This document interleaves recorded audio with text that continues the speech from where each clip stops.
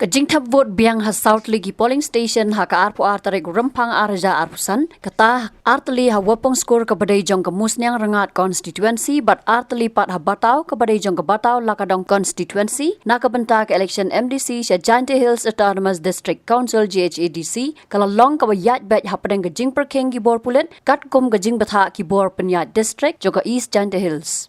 Kumban Shukado bakani ke jing Thep vote Biang hakini ki South Ligi polling station kadai namar ke jing jia sapan pat ki electronic voting machines EVM men hak arpu waiter rempang arja arpusan haki arkan hon ki brio ki bom itu durkman kat badang Ïaid ke jing Thep vote na ke benta kani ke election MDC.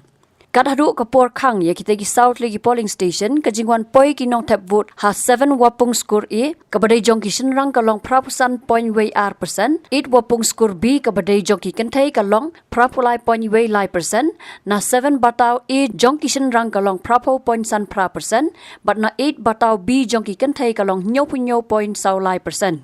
Kajing Thep vote Biang hakini ki South Ligi polling station kala sedang na do kapor nyo beje men stem but la penkot no ha kapor sau beje jan mit.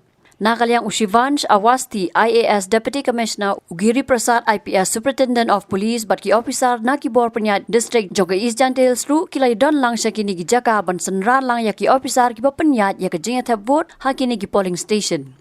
Kumban Shukado bana ka musnyang rangat constituency ki don sangot ki kertong ki bay aireng makan top yo ba Brosen siang syai ka Congress uba dame wan hi el rembai ka VPP uba Pasmon Dakar ka NPP uba Shanbor rembai ka BJP baruba Waila Damishwa siang syai ka UDP.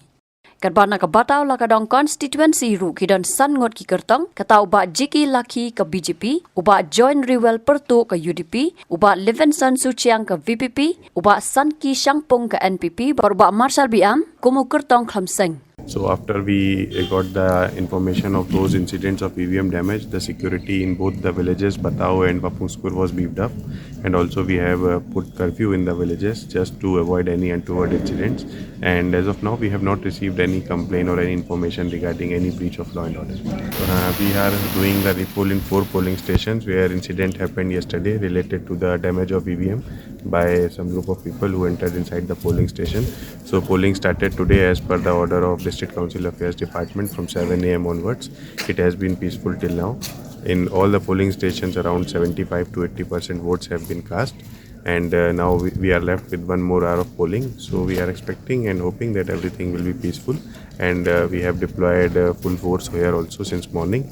So for any incident or anything, we are ready to respond. So we had almost 150 battalion personnel in our district deployed. Along with that, in non-sensitive polling station, we have deployed Home Guard volunteers, which are not sensitive in nature. And this is the same with all other districts.